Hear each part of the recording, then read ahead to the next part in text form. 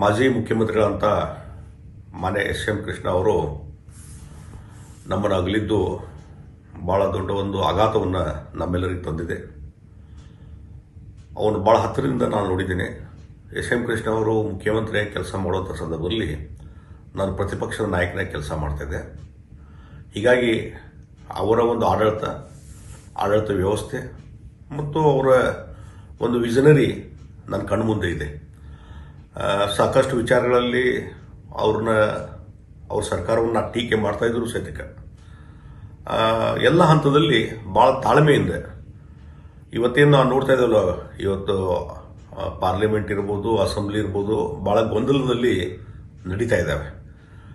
ಸರಿಯಾಗಿ ಡಿಬೇಟುಗಳು ಆಗ್ತಾ ಇಲ್ಲ, ಚರ್ಚೆಗಳು ಅವಕಾಶ ಇಲ್ಲ. ಆದರೆ ಆ ಸಂದರ್ಭದಲ್ಲಿ ಅವರು ಮುಖ್ಯಮಂತ್ರಿ ಇದ್ದಂಥ ಸಂದರ್ಭದಲ್ಲಿ ನಾನು ಪ್ರತಿಪಕ್ಷ ನಾಯಕನಿದ್ದಾಗ ಸಾಕಷ್ಟು ಹೋರಾಟ ನಾವೆಲ್ಲ ಮಾಡಿದಾಗೂ ಸಹಿತ ಯಾವುದೇ ವಿಚಾರಗಳನ್ನು ಡಿಬೇಟ್ ಮಾಡಲಿಕ್ಕೆ ಅವಕಾಶ ಕೊಡ್ತಿದ್ರು. ಒಳ್ಳೆ ರೀತಿಯಿಂದ ಪರಿಣಾಮಕಾರಿಯಾದ ಡಿಬೇಟ್ಗಳು ನಡೀತಾ ಇದ್ವು. ಅದಕ್ಕೆ ಭಾಳ ತಾಳ್ಮೆಯಿಂದ ಉತ್ತರ ಕೊಡ್ತಿದ್ರು.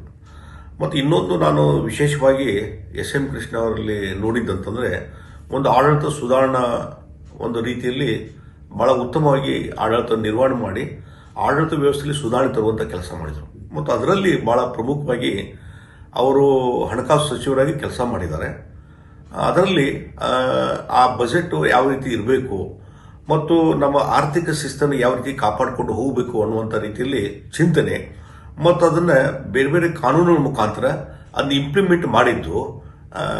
ಬಜೆಟದ ಇತಿಮಿತಿ ಎಷ್ಟು ಇದರಲ್ಲಿ ಖರ್ಚು ಮಾಡಬೇಕು, ಎಷ್ಟು ನಮ್ಮ ಬಜೆಟ್ ಲಿಮಿಟ್ ಇರಬೇಕು, ಅದರ ಖರ್ಚು ವೆಚ್ಚ ಎಷ್ಟು, ಇದನ್ನೇ ಒಂದು ರೀತಿ ಕಾನೂನುಬದ್ಧತೆ ಮತ್ತು ಶಿಸ್ತನ್ನು ತರುವಂಥ ಕೆಲಸ ಬಹುಶಃ ಯಾರ್ದಾರ ಕಾಲದಲ್ಲಿ ಮಾಡಿದರೆ ಅದು ಎಸ್.ಎಂ. ಕೃಷ್ಣ ಅವ್ರ ಕಾಲದಲ್ಲಿ.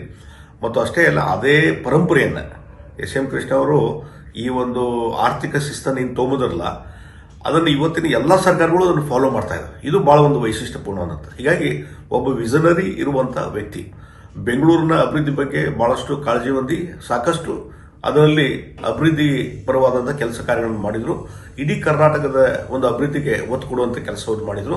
ಹೀಗಾಗಿ ಒಬ್ಬ ಉತ್ತಮ ಆಡಳಿತಗಾರ ಮತ್ತು ಒಳ್ಳೆಯ ಮುಖ್ಯಮಂತ್ರಿಯಾಗಿ ಕೆಲಸ ಮಾಡಿದರು.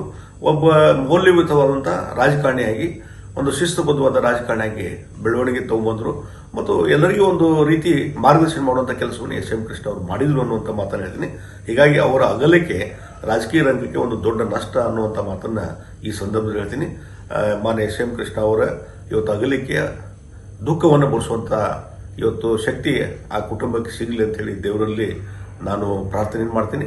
ಮತ್ತು ಎಸ್.ಎಂ. ಕೃಷ್ಣ ಅವರ ಆತ್ಮಕ್ಕೆ ಶಾಂತಿಯನ್ನು ನಾನು ಕೊಡ್ತಾ ಇದ್ದೀನಿ.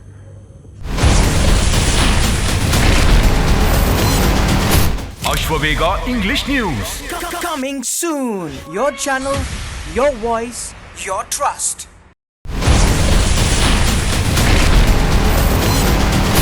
Ashwavega English News. Coming soon. Your channel, your voice, your trust.